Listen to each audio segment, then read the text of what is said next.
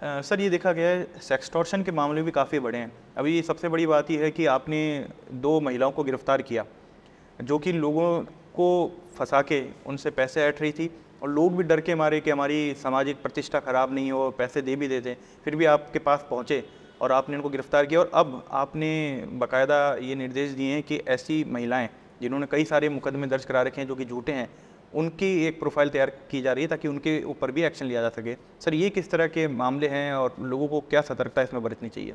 किसी भी संस्था के सामने, पुलिस संस्था के सामने एक गंभीर सवाल ये है कि किस तरह हम हमारे समाज में महिलाओं की गरिमाओं को सुरक्षित कर पाएँ और हम कानून का उपयोग उनकी सुरक्षा में इस्तेमाल कर पाएँ। महिलाओं की सुरक्षा के लिए हमारी प्रतिबद्धता सुनिश्चित है। महिला के साथ जो अपराध हैं उसमें सरकार की प्रतिबद्धता सुनिश्चित है और कड़ी सज़ा कानूनों के प्रावधानों में लिखी गई है।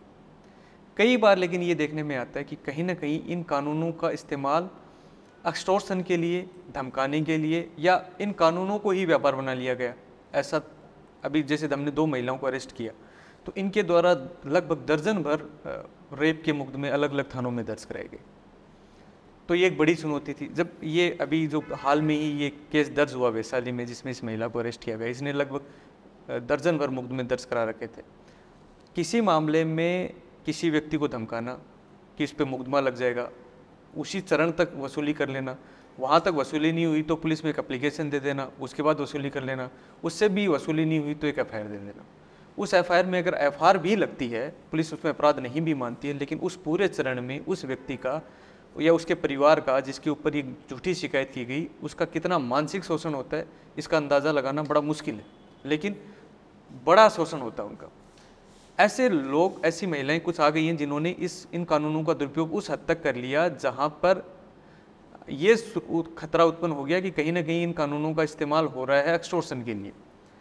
तो हमने ऐसी 2 महिलाओं पर कार्रवाई की जिन्होंने बड़ी संख्या में मुकदमे कराए, जिन मुकदमों की प्रकृति झूठी है, जिन्होंने इन मुकदमों का इस्तेमाल किया एक्सटॉर्शन के लिए। जब वेस्ट ज़िले में हमने आंकड़े इकट्ठा कराना शुरू किए तो लगभग ऐसी 19 महिलाएं मिली जिन्होंने 2 या अधिक थानों में ऐसे मुकदमे करवा रखे हैं।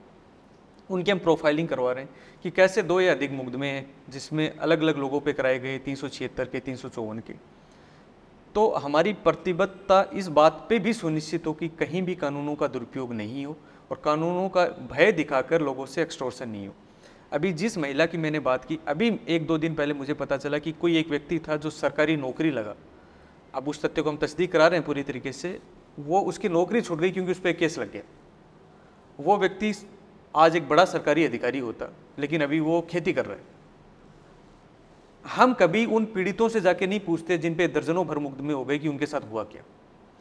भले ही एफआईआर लगी हो, लेकिन उसमें लगने का एक लंबा समय है। उसमें कई लोग प्राइवेट जॉब खो देते हैं। कोई हो सकता है व्यक्ति किसी कॉलेज में एडमिशन ले रहा हो, कोई हो सकता है कोई व्यक्ति बाहर जा रहा हो जिसका पासपोर्ट अटक गया हो, कोई व्यक्ति है जिसके परिवार में तनाव उत्पन्न हो गया हो ऐसा केस उत्पन्न होने से। तो एक बड़ी जो भुगतान है वो उसके परिवार को और उसके साथ जुड़े लोगों को करना पड़ता है।